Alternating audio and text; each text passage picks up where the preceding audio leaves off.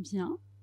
Bonjour à toutes et à tous, chers collègues, chers élèves étudiants, chers amis, cher Joseph et Benjamin. Je suis très heureuse de vous accueillir ce soir à l'ENSIB, en présentiel et on va dire surtout à distance, parce que notre auditoire a été un peu vaincu par les éléments très très défavorables, une météo affreuse dans le Rhône aujourd'hui.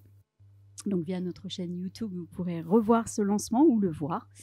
Lancement de l'ouvrage « Valoriser les bandes dessinées et les mangas en bibliothèque, loisirs et médiation des savoirs », qui est publié dans notre collection Boîte à outils, c'est le numéro 54, très exactement, et l'ouvrage a été coordonné par Benjamin Caraco, qui est présent à distance avec nous ce soir, je crois, pour des questions d'organisation familiale compliquées, peut-être qu'il en dira un peu plus. Alors, en mettant à l'honneur les bandes dessinées et les mangas pour la première fois au cœur de la collection Boîte à outils, les éditions de l'ENSIB poursuivent leur travail, déjà engagé autour de cette thématique, dans une publication professionnelle.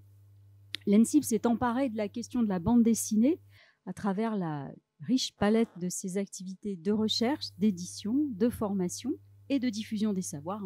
Comme toujours, nous essayons d'avoir une approche transversale à l'ensemble des activités de l'école. Dans le cadre de la mission éducation aux médias et à l'information, qui est une des priorités de l'école, un de ses grands axes de réflexion depuis plusieurs années, l'ENSIB a eu le grand plaisir d'organiser en début d'année une exposition qui s'appelle « Au cœur de l'esprit critique », inspirée d'une bande dessinée déjà, « L'esprit critique », parue chez Delcourt en 2021.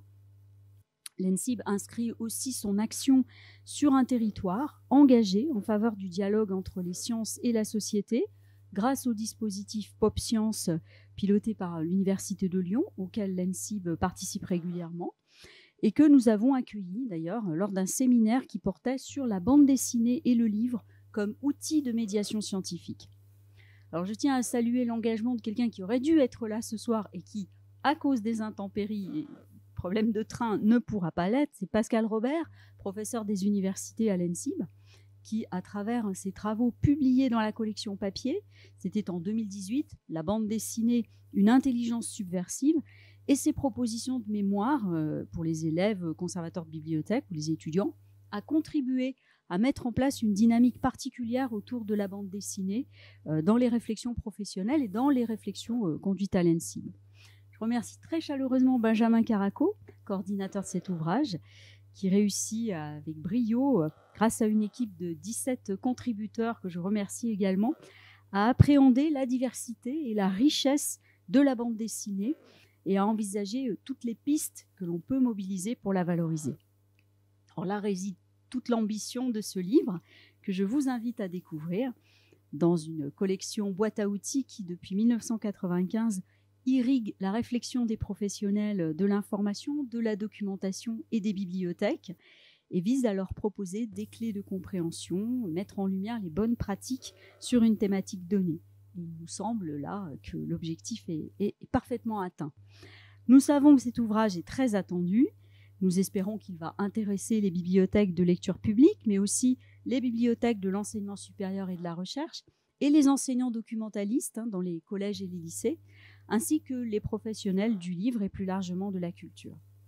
C'est pourquoi je ne vais pas parler de table ronde, on aurait dû avoir une table ronde avec Pascal, mais pour compléter ce dialogue avec Benjamin Caraco, nous avons le grand plaisir de recevoir Joseph Beltante, qui est directeur du musée de l'imprimerie et de la communication graphique de la ville de Lyon, ancien élève de l'ENSIB, puisque nos anciens élèves sont partout, qui va nous permettre d'ouvrir le champ de la réflexion dans les musées, également au cœur des enjeux de médiation.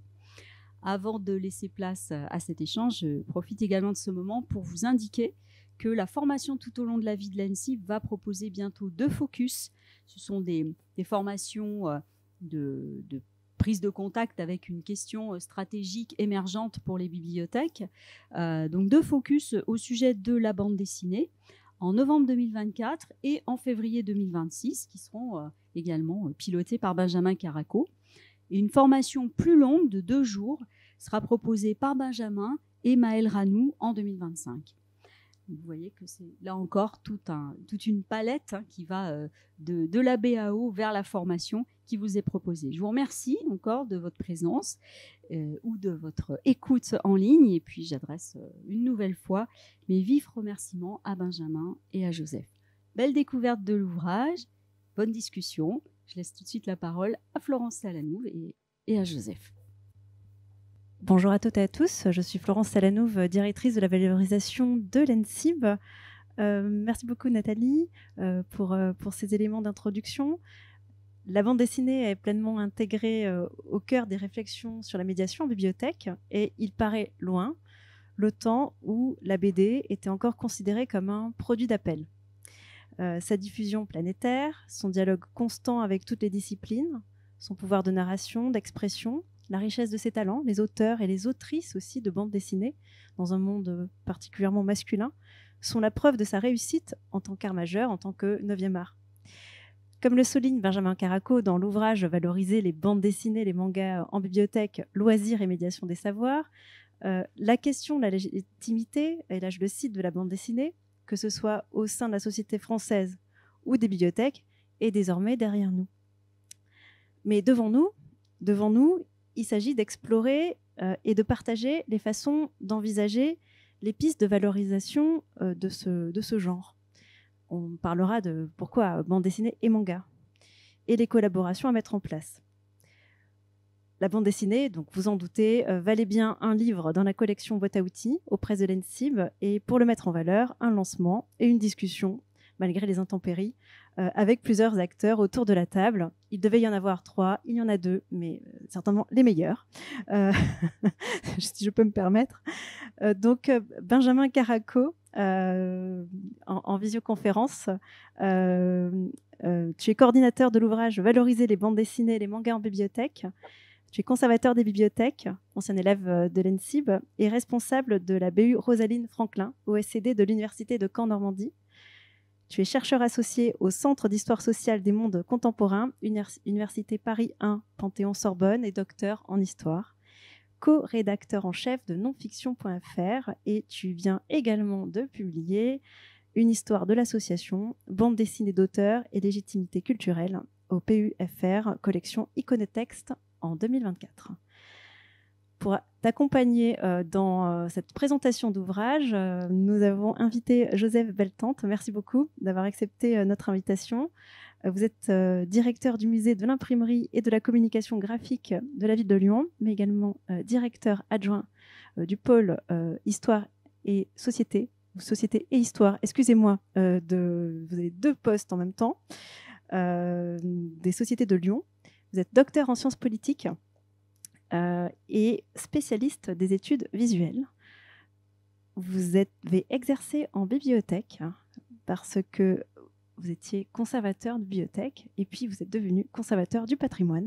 Donc vous êtes aussi un ancien élève de l'école et vous avez exercé, quand vous étiez conservateur de bibliothèque, à la direction des bibliothèques de Vienne, en Isère, à l'ouverture du pôle culturel Le 30. Vous êtes également l'auteur de plusieurs ouvrages, dont par exemple Aïe, aïe, aïe, se défaire de l'emprise visuelle aux éditions 205. Pascal Robert était notre professeur des universités de l'ENSIB qui devait venir, ne peut pas venir pour des raisons d'intempéries aujourd'hui. Donc nous ferons la conversation entre vous deux, et je crois que vous êtes de la même promotion en tant que DCB 20, donc vous vous connaissez très bien. Donc pour introduire la thématique, pour chacun d'entre vous, je voulais vous demander quel rapport personnel, professionnel, vous entretenez avec la bande dessinée. Et je vais peut-être commencer par Benjamin. Alors bonsoir, merci d'être là, que ce soit à Villeurbanne ou à distance. Désolé effectivement pour cette présence virtuelle et merci pour l'organisation de cette soirée de lancement. J'en profite rapidement pour remercier l'ENSIB, sa directrice Nathalie Marsourou-Ramel, Florence Salanouve, Noël Drogna-Landré et bien sûr l'équipe des presses de l'ENSIB et en particulier Catherine Jackson pour leur confiance et leur invitation. Alors, moi, mon rapport à la bande dessinée, comme finalement il est assez révélateur de la sociologie du lectorat de la bande dessinée, c'est-à-dire que comme beaucoup, on commence à lire des bandes dessinées à l'enfance, on continue souvent à l'adolescence. Dans mon cas, outre lecture de nombreux classiques franco-belges, j'ai aussi beaucoup pratiqué la bande dessinée comme auteur, on va dire, amateur de bande dessinée, producteur de petites planches, de fanzines. Donc c'était à la fois une pratique de lecture qui était doublée d'une pratique de dessinateur. Et j'ai également fait partie pendant assez longtemps du festival de la bande dessinée de Chambéry, et qui avait un comité de lecture qui décernait des prix dans différentes catégories. Voilà, donc le festival de la bande dessinée de Chambéry est peut-être est moins connu que celui d'Angoulême, mais c'est l'un des festivals historiques français, et donc ça m'a permis d'avoir une vision quand même assez large de la production de bande dessinée donc dans les années 90, début des années 2000. Et encore une fois, de manière assez typique, comment dire, ma pratique de la lecture et encore plus ma pratique de la bande dessinée comme auteur amateur a beaucoup décliné avec mon entrée dans les études supérieures. Là, encore une fois, c'est quelque chose qu'on retrouve beaucoup en termes de pratique de lecture et puis même de consommation de loisirs de manière générale. Et j'ai quand même repris avec plus de recul ma passion, on va dire, pour la bande dessinée, en entreprenant une thèse en histoire contemporaine sur l'éditeur L'Association, donc qui est aujourd'hui un éditeur indépendant très installé, et qui est notamment associé au nom de Marjane Satrapi pour Persepolis. C'est aussi l'éditeur qui a permis de faire découvrir des auteurs comme Lewis Trondheim, Johann Sfar, David B., Emmanuel Guibert, Lisa Mandel sur la fin de la période, Nina Antico. Voilà, donc c'est vraiment un des fers de lance de l'édition indépendante ou alternative, et donc du renouveau de la bande dessinée dans les années 90. Donc voilà, donc c'est ce sujet de thèse que j'ai mené en parallèle de mes études à l'ENSIB et puis de mon début de parcours professionnel m'a amené effectivement à me replonger avec un autre regard sur la bande dessinée, donc avec un regard cette fois-ci d'historien, un petit peu de sociologue, et de m'intéresser à ce que la bande dessinée au changement notamment de perception culturelle, sociale sur la bande dessinée. Voilà. Dans le mouvement en fait de ce que Pascal Horry, donc qui est l'historien qui a dirigé ma thèse, avait caractérisé comme la majorité des arts mineurs. Donc c'est un mouvement qui va de la cinéphilie à la BDphilie, en passant par les amateurs de romans policiers. Voilà, voir comment en fait des genres qui étaient considérés comme mineurs, qui étaient méprisés, voire qui faisaient l'objet, on va dire, de réprobation sociale pour la bande dessinée, ont été amenés à finalement changer de statut culturel. Voilà. Donc en termes professionnels, finalement, c'est peut-être sur le tard que j'ai été amené à pouvoir faire le lien entre cette activité de recherche et ma pratique professionnelle, en organisant quelques expositions de bande dessinée en bibliothèque universitaire à Strasbourg, où j'ai longtemps été en poste. Et donc là encore en lien avec un festival de bande dessinée qui est le festival Central Vapeur, donc qui est un festival de bande dessinée et d'illustration indépendante à Strasbourg, sur lequel j'aurai l'occasion de revenir puisque Laure Bétinger a participé au titre de l'association à cette boîte à outils pour parler notamment des rapports entre bibliothèque et auteurs lorsqu'ils interviennent, auteurs et autrices lorsqu'ils interviennent en bibliothèque. Voilà. Merci beaucoup pour ce rapport vraiment riche, personnel et professionnel. Je me tourne vers Joseph Beltante pour poser la même question. Vous avez fait un doctorat en études visuelles, donc quel est le rapport que vous avez avec la bande dessinée personnellement, professionnellement ? Merci pour cette question et votre invitation. Je suis ravi de discuter avec tout le monde, et aussi Benjamin que je n'ai pas vu depuis longtemps. Donc ça me fait plaisir que cette soirée serve à nous re-rencontrer de loin. J'ai une démarche un peu similaire de celle de Benjamin, peut-être assez complémentaire sous d'autres points. Moi, je ne suis pas tombé dans la BD petit, je suis tombé dans la BD plus tard. Le roman graphique, et je pense que ce que tu as cité, c'est-à-dire le Persepolis de Marjane Satrapi, est un objet qu'on reverra plus tard comme un des objets, je pense, assez marquants à plein de niveaux. Dans mon cas, c'est le côté roman graphique de l'affaire, c'est-à-dire comment le roman graphique émerge et moi vient me percuter, comme je n'avais pas été percuté avant peut-être. C'est-à-dire que du coup, La littérature passe dans la BD passe dans la littérature, les images disent plus, disent différemment. Et on a comme ça des objets qui sont, et qui moi m'intéressent depuis beaucoup parce que je trouve qu'elles nous ressemblent plus. C'est-à-dire qu'il y a on a une multiplicité à l'intérieur qui n'arrive pas à s'exprimer en société de manière cohérente.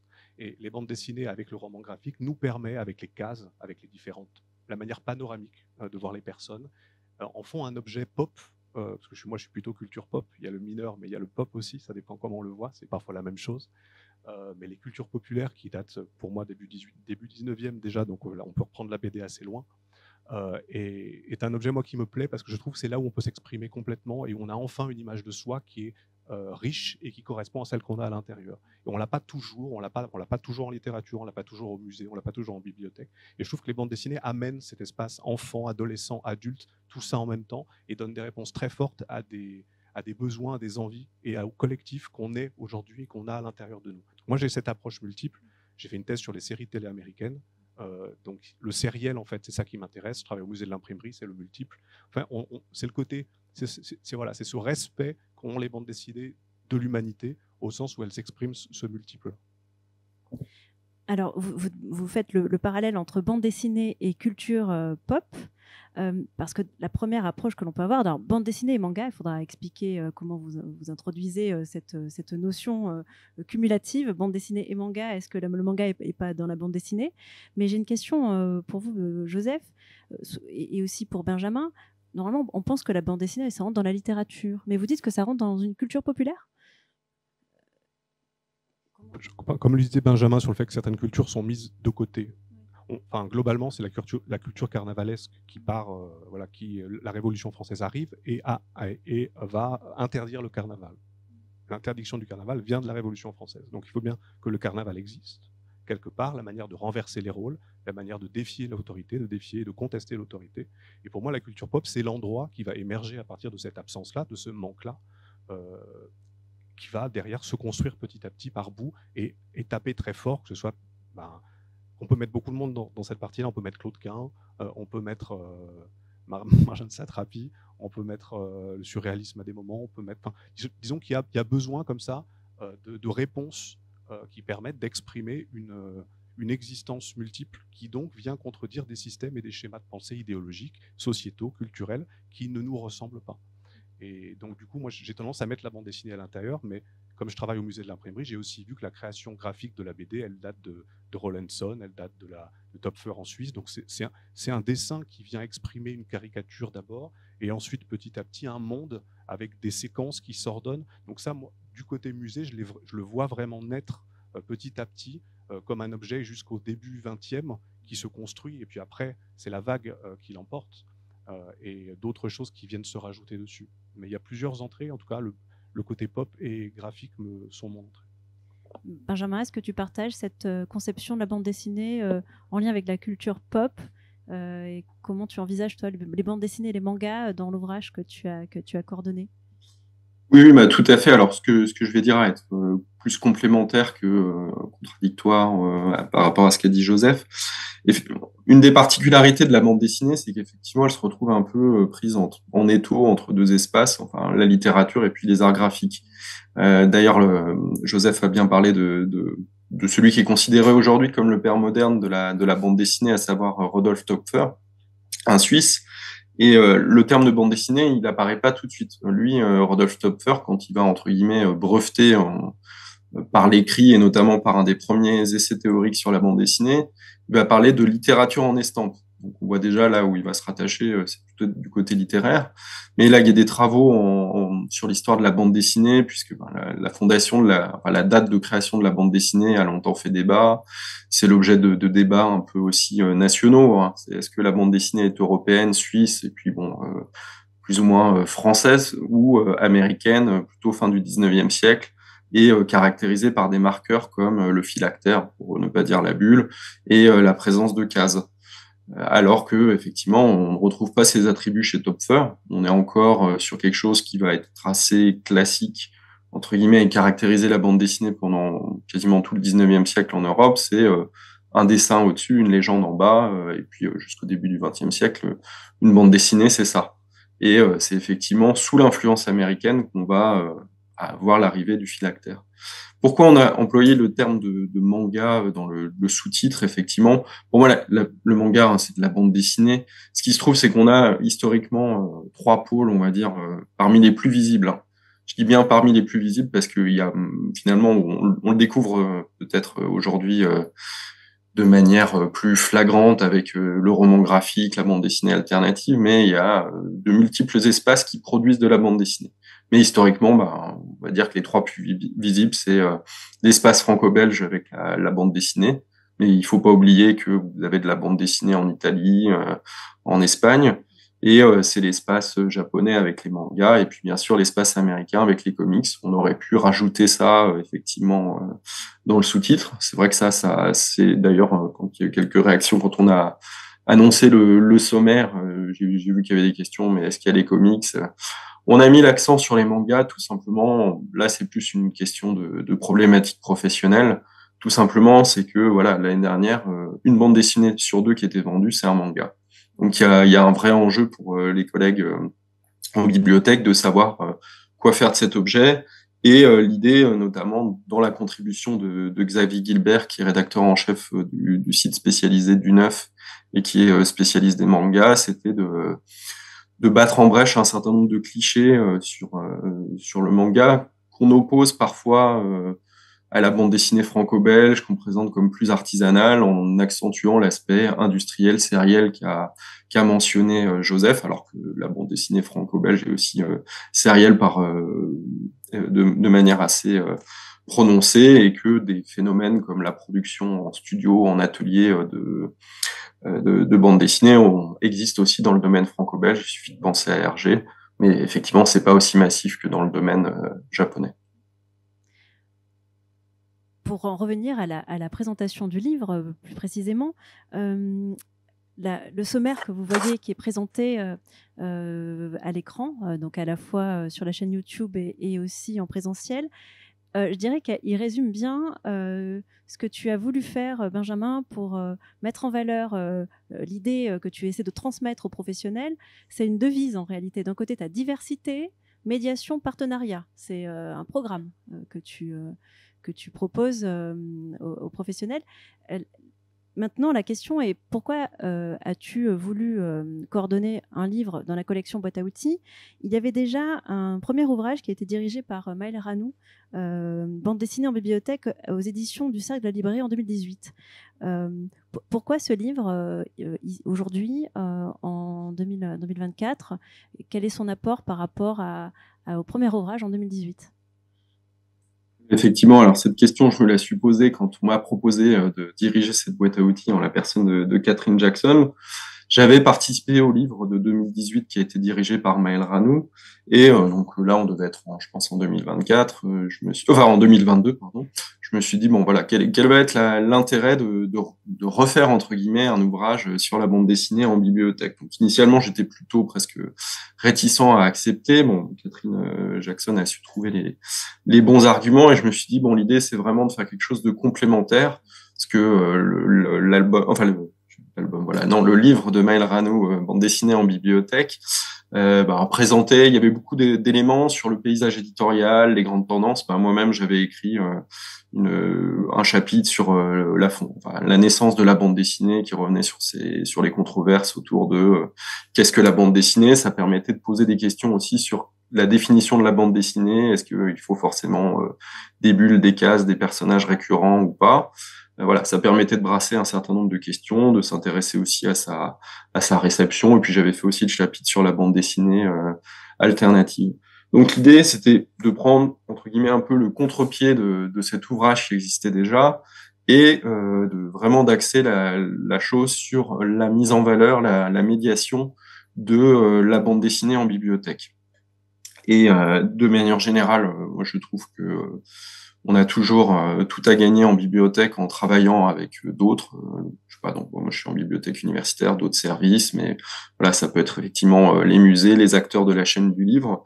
Donc l'idée c'était voilà d'aborder la question par ce prisme. Alors revenir quand même un petit peu sur la diversité de la bande dessinée actuelle, c'était aussi un peu un passage obligé.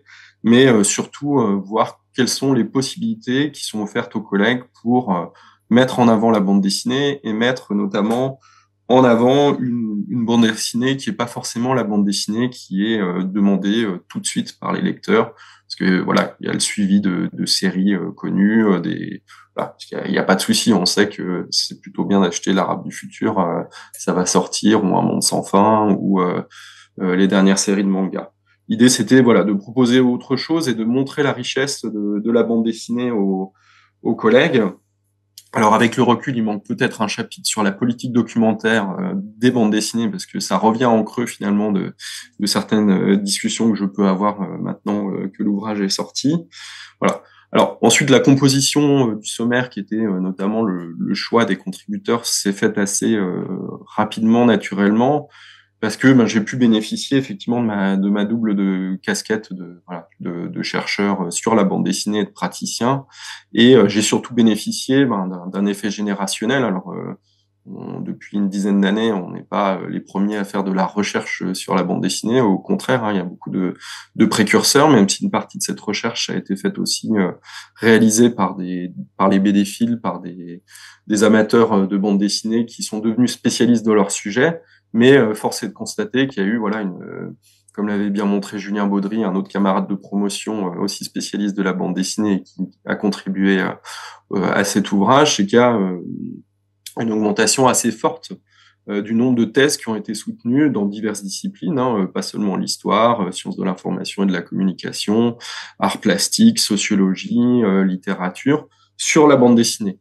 Donc finalement, voilà, il était relativement simple de repérer des spécialistes du sujet, et je me suis aussi aidé, bien sûr, par tout le travail qui a été mené par Pascal Robert à l'ENSIB en termes de direction de mémoire, ce qui permet aussi de repérer, voilà, des applications plus en lien avec les enjeux de nos métiers des bibliothèques et de la documentation pour composer ce sommaire et essayer de trouver, voilà, un équilibre entre aspect plus connaissance et aspect plus pratique de mise en valeur.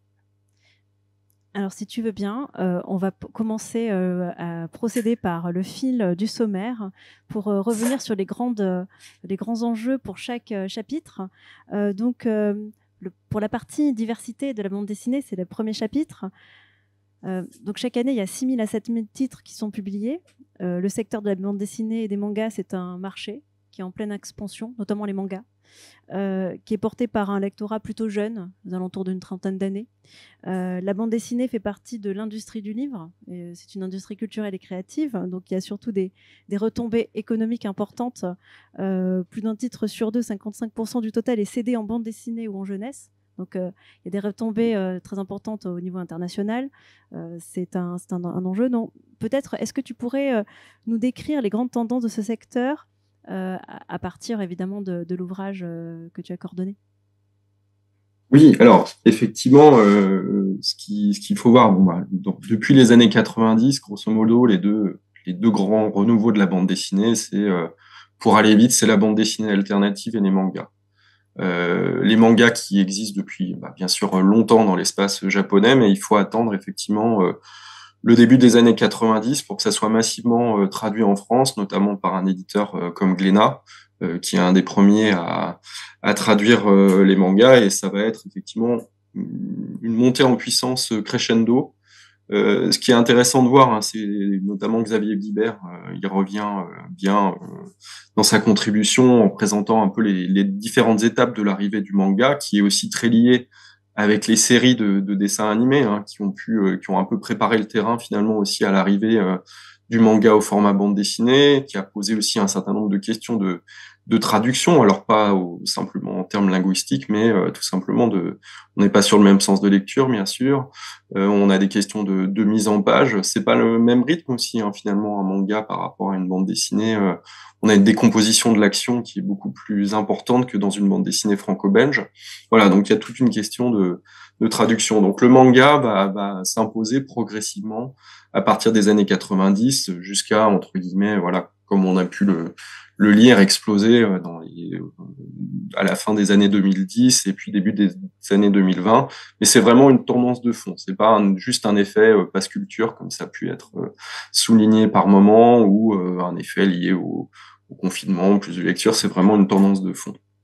L'autre élément, effectivement, dont je suis plus spécialiste, c'est effectivement la bande dessinée alternative.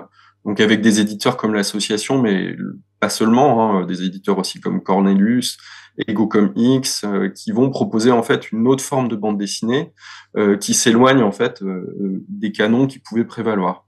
Ce qu'il faut voir, c'est que dans les années 50, 60, on a une bande dessinée franco-belge qui s'impose un peu comme une sorte de nouvel âge d'or. Et puis, dans les années 70, 80, on est sur une période beaucoup plus contrastée. On a à la fois des éléments de renouveau avec Futuropolis ou À suivre, de la bande dessinée en noir et blanc qui s'approche déjà de canons un peu littéraires, mais c'est aussi la grande décennie de Glénat, d'une bande dessinée qui est vraiment liée à des genres comme voilà la bande dessinée historique, la fantaisie.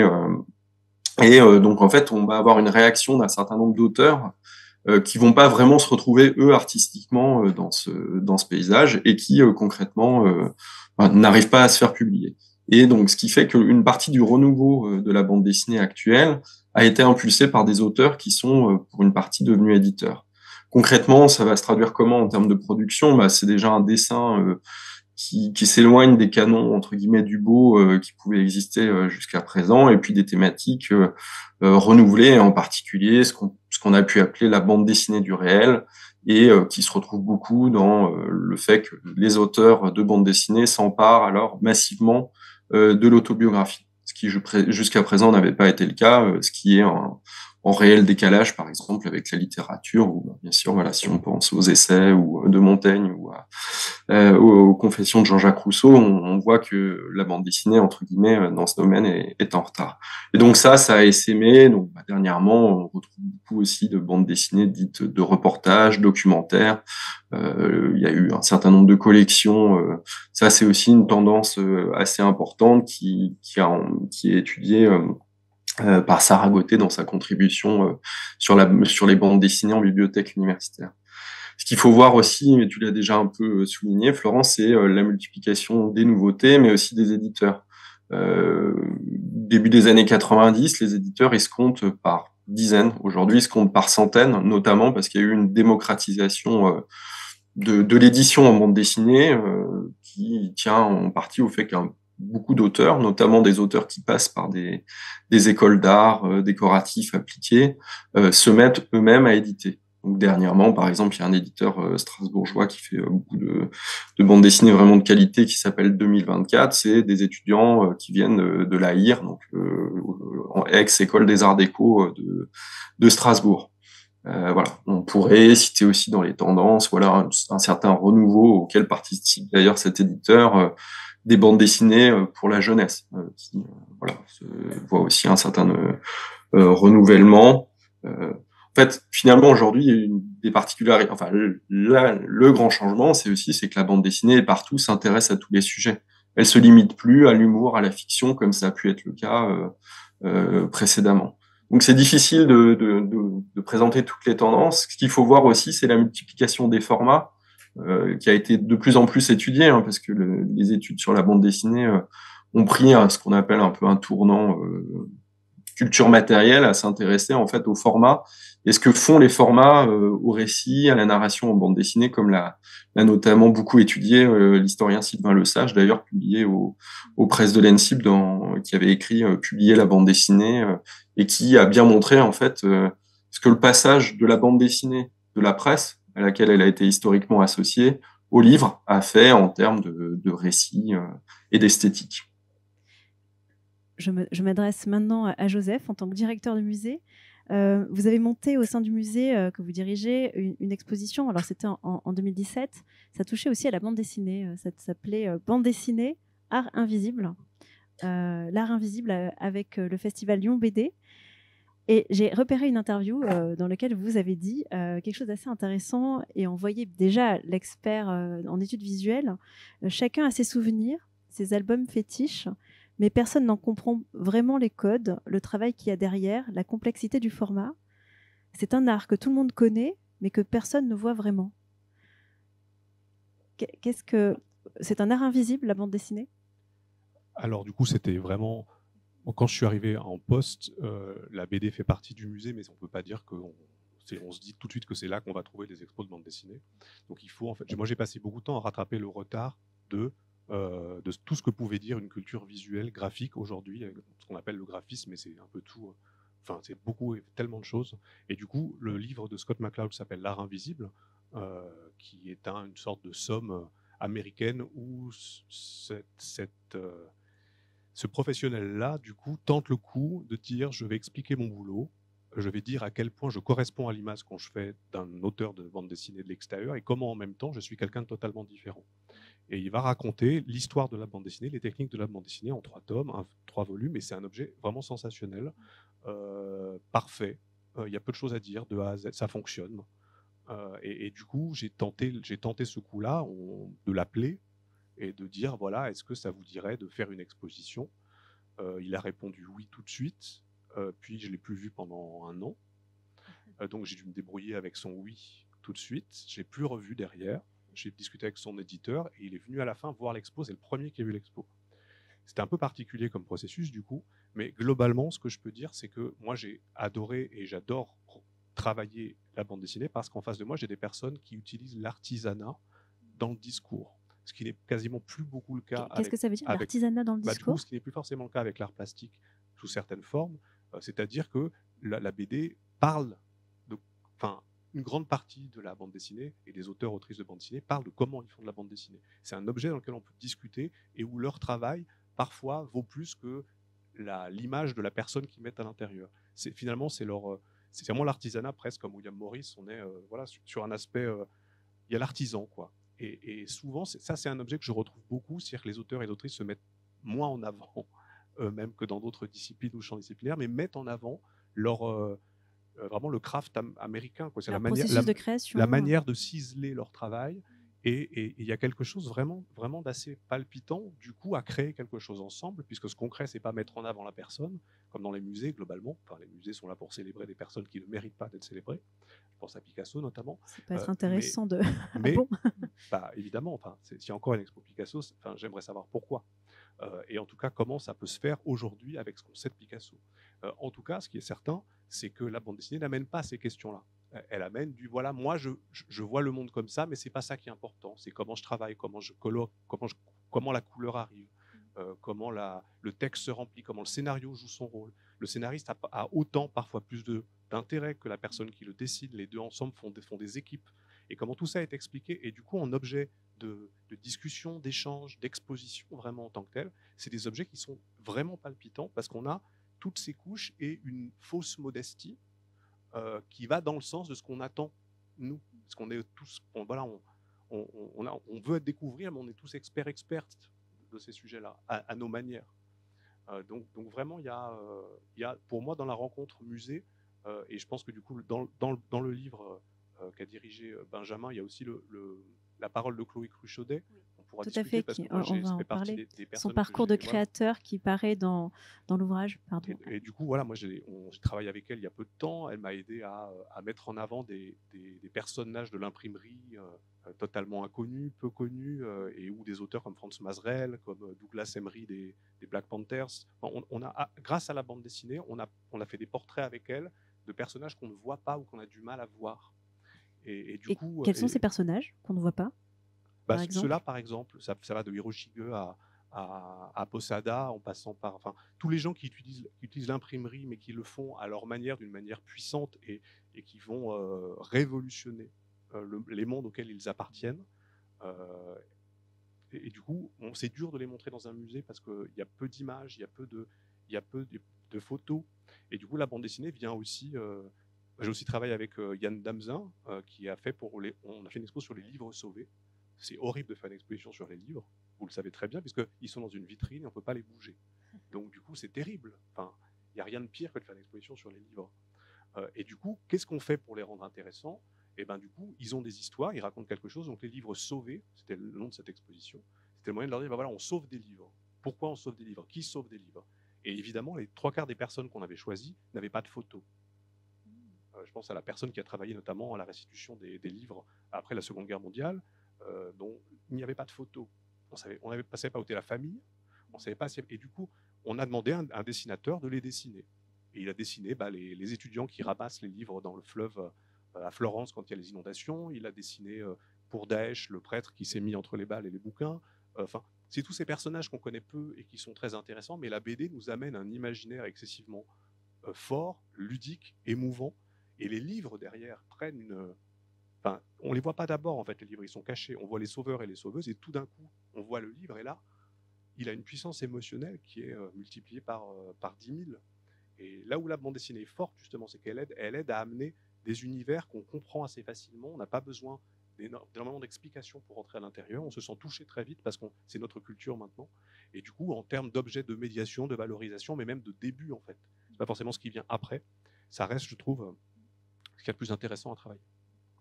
Ça nous amène de façon très pratique sur la deuxième partie, dans le fil conducteur sur la médiation, les médiations. Donc, dans ce que vous expliquez, Joseph, on voit bien l'enjeu de la médiation pour faire porter des idées, des messages, des objets pour les faire valoir. Quels sont pour vous les enjeux de médiation dans les musées en rapport à la bande dessinée? Et ensuite, j'en reviendrai à la question évidemment à Benjamin. Alors du coup, moi, vous l'avez dit, je viens des bibliothèques. Donc moi, je suis allé dans les musées pour parler des bibliothèques dans les musées. De toute façon, globalement, Merci beaucoup. On savait qu'il y avait un peu cet objet-là pas loin. Du coup, après, c'est pareil, la médiation, c'est un mot qui me questionne toujours. J'ai beaucoup de mal avec le mot, parce que ça vient forcément après. Et pour moi, ce n'est pas forcément le cas. Ça peut venir avant. Là, je sors d'une exposition Miyazaki, qui était un objet moi, qui m'a tenu 5 ans de travail avec je sais pas, 50 personnes. On a vraiment bossé énormément. Le manga est au cœur. On a découvert plein de mangas. La question de la médiation, ça a été juste, on a rencontré une classe de CM1, CM2 avec des BDistes par là. On a commencé à dessiner. Ils ont commencé à dessiner. On a demandé aux dessinateurs de faire les images des films de Miyazaki. On a montré d'abord les images des films de Miyazaki qu'avaient fait les dessinateurs plutôt que les vrais films. Et après, encore une fois, c'est cet aspect de comment c'est facile, le dessin d'enfant aussi, qui est une manière assez vite d'être récupéré, d'être monté à des niveaux de virtuose que font les illustrateurs et les illustratrices, font que tout le monde peut participer et assez vite on discute. Donc, plutôt que la médiation, j'ai tendance à dire la BD, c'est vraiment un objet qui recoupe une version panoramique à la fois de nous-mêmes et des différents styles artistiques, qui est assez facile à traduire et qui permet vraiment un engagement rapide.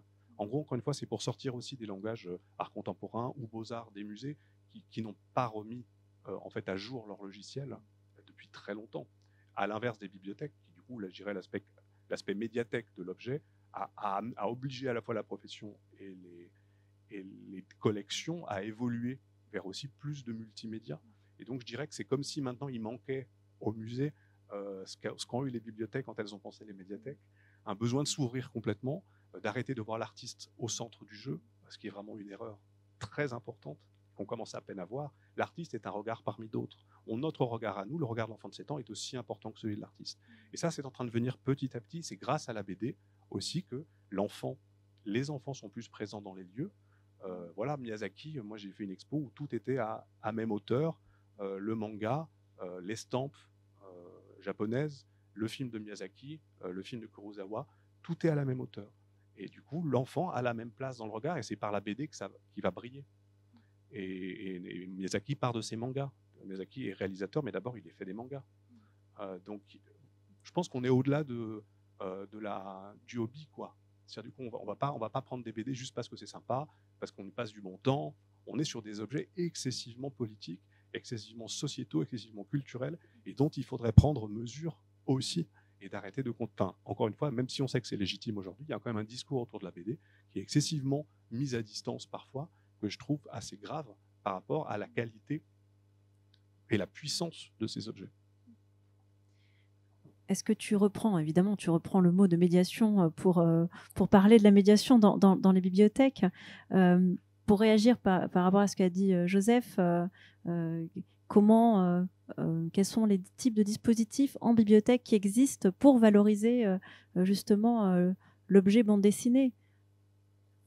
Alors, effectivement, ça va du plus, entre guillemets, classique dans la boîte à outils du bibliothécaire, pour reprendre le titre de la collection, hein. Donc, Mais je vais peut-être commencer par un exemple plus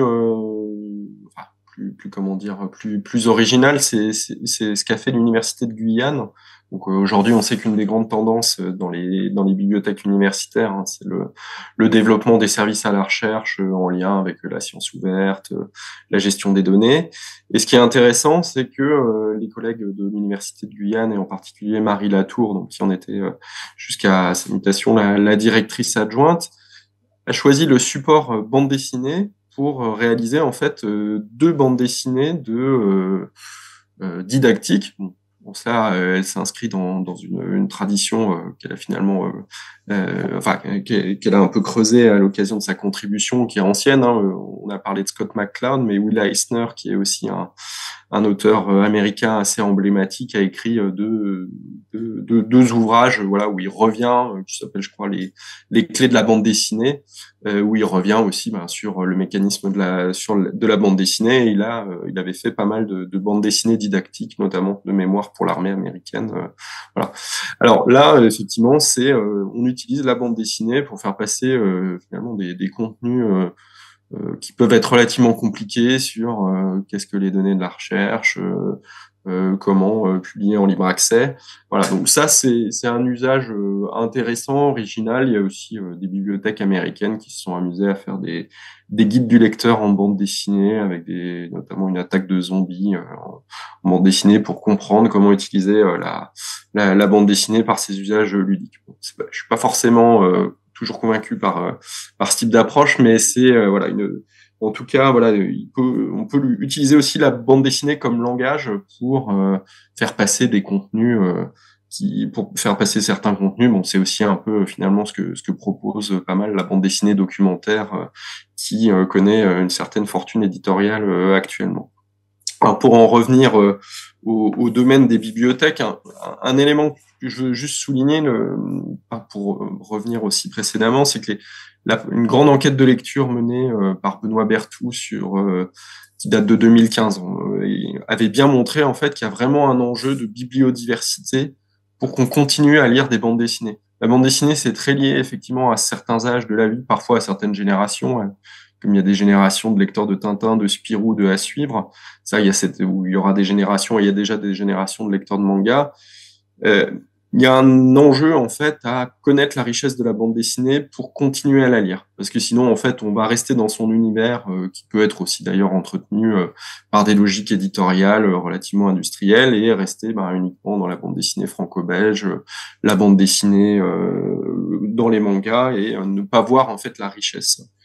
Alors, parmi les propositions qui sont faites aussi pour passer d'un univers à l'autre, des collègues strasbourgeois comme Élise Canap ou Bernadette Lidjli qui ont toutes les deux ou travaillent toutes les deux dans ce qui était le centre de l'illustration du réseau de l'Eurométropole de Strasbourg, proposent notamment de faire passer finalement via la proximité, la mise en espace de genres différents. Donc là, dans leur cas, c'est notamment passer de l'illustration à la bande dessinée, puisque finalement les porosités sont beaucoup plus importantes qu'on peut le penser entre album jeunesse, illustration même plutôt d'art et bande dessinée. Donc il y a cette possibilité de mise en espace qui est aussi bien montrée par ce que peuvent pratiquer les collègues en bibliothèque départementale. Donc, Christine Sibyl, il revient à partir de l'exemple de la médiathèque de Haute-Garonne, où il y a eu vraiment toute une réflexion sur la mise en espace pour faire circuler des systèmes aussi de cotation qui multiplient en fait les entrées.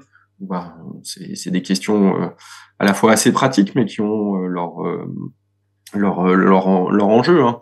On classe beaucoup les bandes dessinées par série, alors qu'on peut les classer par auteur, qu'on peut les classer par thématique, qu'on peut faire des entrées aussi potentiellement par âge, même si ça peut être aussi réducteur. Donc voilà, il y a la possibilité d'utiliser des surcotes pour faire des renvois un peu croisés. Après, il y a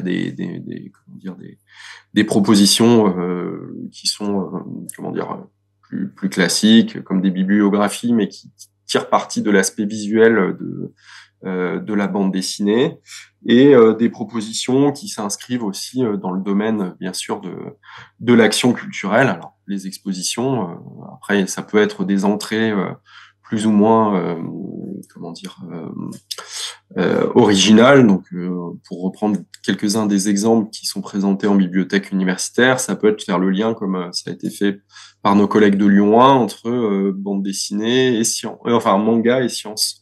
Ou alors, à Lyon 3, il y a eu une exposition sur les comics, mais par une entrée, on va dire, plus socio-culturelle.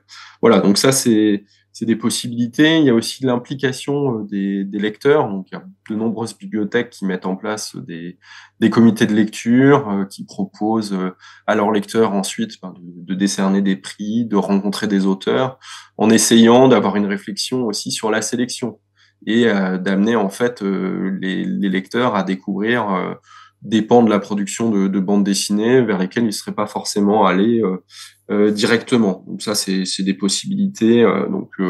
Je reprends aussi l'exemple de la médiathèque de Haute-Garonne parce que je la trouve, ils ont un prix qui a été mis en place pour les collégiens.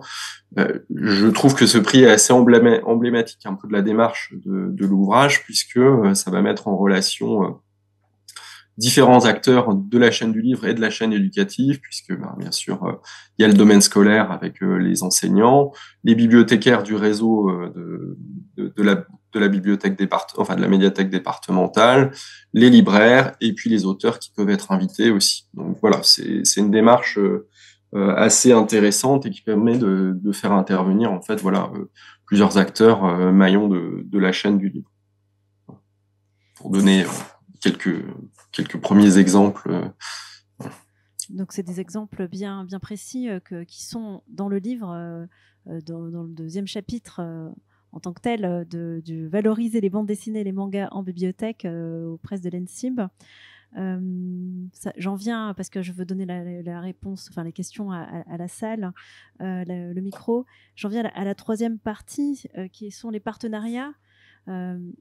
Sur les partenariats pour tous les professionnels qui veulent s'inscrire dans ce champ, qui veulent écouter les conseils de la boîte à outils, parce que c'est l'idée de cette collection, de donner des outils pour pouvoir ensuite se muscler et en fait travailler sur certains dossiers et les proposer au sein de leur bibliothèque. Quelles sont les pistes de collaboration qui peuvent exister dans les bibliothèques que l'on peut mettre en place, qu'on soit bibliothèque d'enseignement supérieur, bibliothèque de lecture publique, pour valoriser les bandes dessinées et les mangas. Donc tu parlais, Benjamin, de la question des auteurs, d'inviter des auteurs. Ça fait partie des alors là, c'est peut-être Joseph. Donc là, on entre plutôt dans le rapport à l'artiste. Donc on invite des auteurs en bibliothèque et on ne veut plus trop les voir au musée pour donner à voir l'objet. Donc on a le chemin peut-être inverse.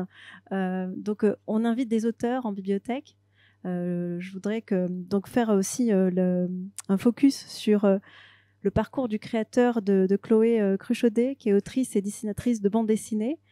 Qui a justement autrice de bande dessinée autour de bien sûr Monsieur Proust et Céleste, il est temps, Monsieur Proust, notamment bande dessinée très réussie. Il faut les rémunérer, ces auteurs. Donc, tu le dis 3 fois dans ton ouvrage. Rémunérer. Il manque le 4e pour faire Azur de Mallarmé, les 4. Là, c'est rémunérer 3 fois. Donc, est-ce que tu peux nous dire quelque chose là-dessus sur la rémunération des auteurs, l'invitation des auteurs? Oui, alors brièvement, l'idée, c'était vraiment de proposer. Donc, c'est en lien aussi avec le parcours personnel que j'ai exposé. L'association Centrale Vapeur à Strasbourg est principalement enfin pas que, mais principalement composée d'illustrateurs et d'illustratrices qui sont des anciens élèves des arts décoratifs de Strasbourg. Donc et ils ont une double activité. Il y a cette activité de festival, donc qui peut ressembler à un festival classique, bien qu'il ne le soit pas vraiment en fait, et une activité aussi de conseil professionnel pour les auteurs et illustrateurs, puisque la situation des auteurs et autrices, qu'ils soient dans le domaine de la bande dessinée ou de l'illustration, est aujourd'hui quand même très précaire. Donc il y avait une grande enquête avec les états généraux de la bande dessinée en 2015 et qui avait montré des chiffres assez effrayants en termes de misère, en fait, de précarité pour les auteurs. C'est lié aussi malheureusement en fait à l'évolution du support de la bande dessinée. Alors notamment Jessica Cohn a bien montré ça, qui participe à l'ouvrage dans le livre tiré de sa thèse qui s'appelle Dessiner des petits Mickey. En fait, le passage du journal au livre fait que, grosso modo, bon, certes, symboliquement, l'auteur de bande dessinée devient vraiment plus un auteur, mais il perd aussi le statut un peu protecteur qu'il avait gagné de haute lutte, qui était celui d'un statut plus ou moins assimilé à celui de journaliste. C'est-à-dire que notamment, il y avait la prépublication des planches dans un certain nombre de magazines, Spirou, Tintin, Fluide Glacial. Pour la plupart, à l'exception notamment de Fluide Glacial, ils ont disparu. Donc, on n'a plus déjà le revenu de la prépublication dans les journaux. Donc, on se retrouve dans une situation, on a beaucoup de gens qui sont effectivement des auteurs en termes de conditions de revenus, ils sont payés au droit d'auteur. Et l'investissement, alors, écrire un roman, écrire un livre textuel, ça prend du temps, il n'y a pas de souci. Mais c'est quand même plus facile de le combiner avec une carrière ailleurs, comme l'avait bien montré un sociologue lyonnais, Bernard Lahire. Mais la bande dessinée, c'est quand même un investissement matériel, temporel, qui est vraiment très important. Et là, je rejoins encore une fois ce qu'a dit Joseph sur le côté artisan. C'est vraiment un travail de longue haleine qui fait que, pour de nombreux artistes, c'est difficile finalement d'en vivre et aussi d'avoir peut-être aussi parfois des exigences artistiques fortes et arriver en vivre. Alors, ça explique aussi le développement, le recours de plus en plus fréquent de ces artistes à des bourses du CNL, ce qui était, je pense, historiquement moins le cas. Donc, en fait, nous, on a quand même une responsabilité en tant que professionnels à bien traiter les auteurs. Donc, le chapitre de Laure Bétinger, qui a été conseillère donc à Centrale Vapeur Pro, qui a une formation de juriste, revient à la fois sur les questions de rémunération, on est d'accord, mais aussi sur la question des respects des différents droits qui sont associés à la création, quoi. Pas juste et s'il y a un message à faire passer aussi, entre guillemets, c'est pas parce que les auteurs et les autrices de bande dessinée font un métier, entre guillemets, plaisir, que c'est pas un métier et qu'ils doivent pas être rémunérés à la fin.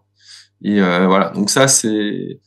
Alors heureusement, ça se structure et puis ça entre dans quelque chose de plus large autour de tous les mouvements Paye ton auteur qu'on avait pu voir des mobilisations lors des salons du livre, les recommandations du rapport Racine. Il y a eu aussi un rapport par Pierre Lungaretti, l'ancien directeur de la Cité internationale de la bande dessinée, sur le statut des auteurs et autrices de bande dessinée. Mais il y a toujours des mobilisations en cours parce que ils sont dans une situation compliquée. Donc l'idée, c'est, quand on travaille avec eux, finalement, de pas les mettre en difficulté et d'avoir finalement un peu une idée de la situation professionnelle dans laquelle ils se trouvent et d'avoir un certain nombre d'outils pour pouvoir y répondre.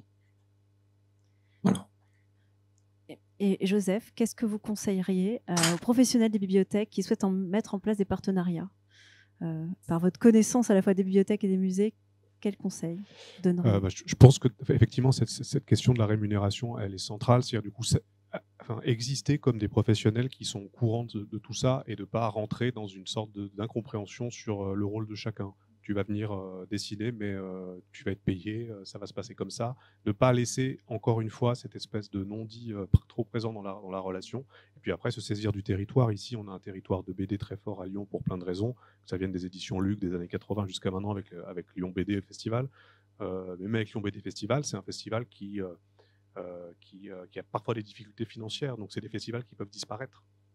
Donc, on a intérêt à travailler avec les entités du territoire pour faire qu'on qu'on survive ensemble en fait, dans des temps où la culture n'est plus jugée comme essentielle parfois.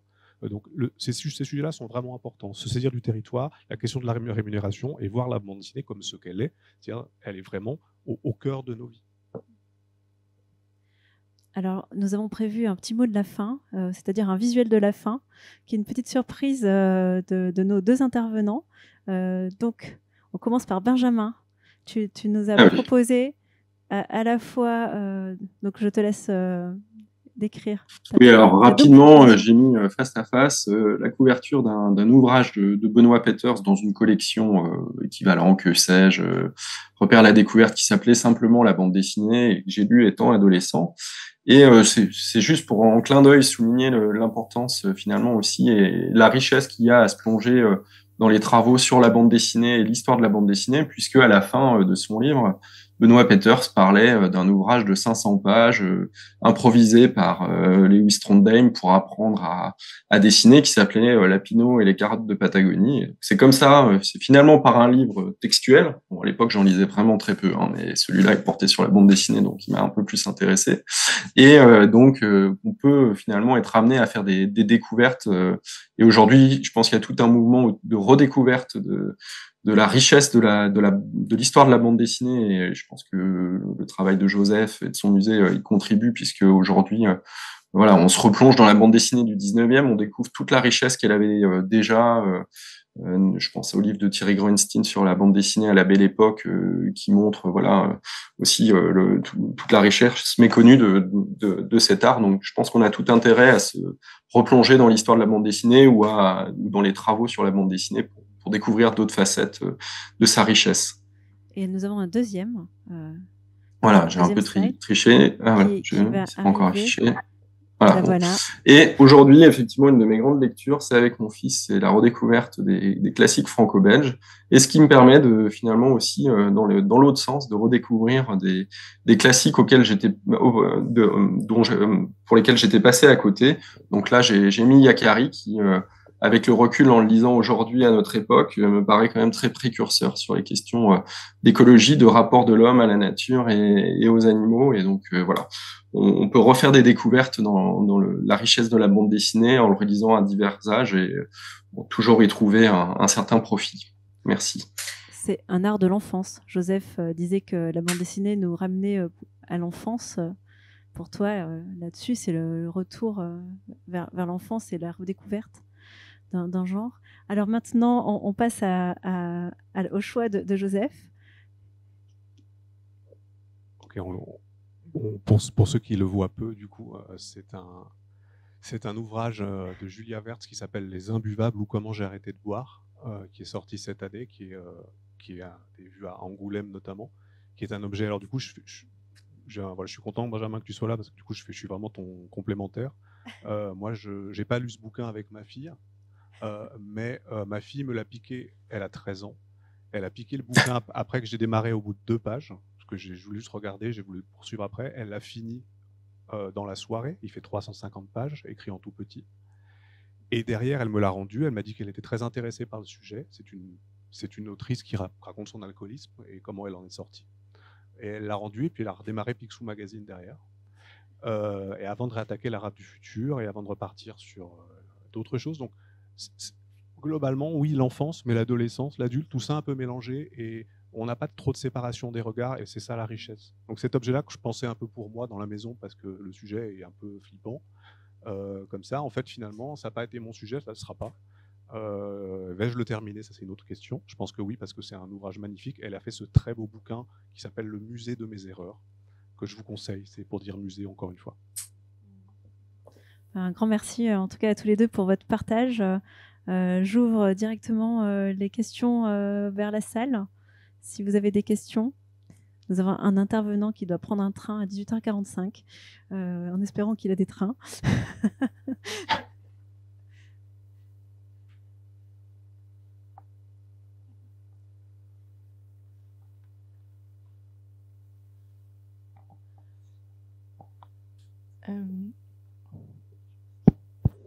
Merci pour la conférence. Moi, j'avais une question parce que donc, par rapport à la valorisation, vous avez surtout mentionné la bande dessinée. Et j'avais du coup plutôt une question par rapport au manga. Parce que l'invitation d'auteurs et d'autrices n'est pas forcément possible, étant donné que c'est souvent des auteurs très japonais. Et que c'est encore un genre assez méprisé. Relativement, et donc je voulais savoir un peu c'est quoi les processus de valorisation des mangas qui peuvent exister dans les bibliothèques. Et si vous avez étudié ça. Voilà. Benjamin, peut-être, il y a des mangas français. Hein. Effectivement, c'est une problématique qui est soulevée notamment dans la contribution de Maël Ranou. Alors, déjà, il faut voir qu'il y a toute une école maintenant de mangaka français. Il y a même une école au sens enseignement qui propose qui forme des mangaka français. Après, les bibliothèques ont quand même trouvé un certain nombre de parades pour valoriser les mangas. Alors, c'est peut-être plus périphérique, mais il y a une bibliothèque qui, par exemple, a proposé des doublages d'animes en direct à ses lecteurs. De manière plus classique, il y a des cafés manga, hein, des rendez-vous autour de la lecture du manga, de partage de lecture. Des bibliothèques ont pu mettre en place aussi des déguisements, enfin des cosplays, ce qui est quelque chose de très très répandu dans la culture japonaise. Donc il y a quand même des façons de faire exister le fond, enfin de mettre en valeur le manga. Après, ce que souligne aussi la contribution de Xavier Guibert, c'est qu'on peut aussi s'intéresser à l'histoire du manga, essayer voilà de proposer des séries qui s'éloignent de ce qui est déjà très visible. Et on peut citer notamment l'éditeur Cornelius qui propose pas mal de mangas d'auteurs aussi. Donc ça peut être aussi une ouverture. C'est effectivement difficile de faire venir des mangaka, mais on peut voilà mettre en valeur la richesse du manga via donc on va dire un peu des à côté de la bande dessinée, notamment en lien avec l'anime. Et aussi en proposant du manga d'auteur. Il y a aussi une collection écriture chez Casterman qui propose finalement aussi pas mal d'hybridation entre roman graphique et manga d'auteur. Bon, bah, sans surprise, c'est l'éditeur de Taniguchi qui est souvent présenté comme le plus européen des mangaka parce qu'il reprend un certain nombre des codes de la bande dessinée franco-belge. Est-ce que vous avez une autre question ?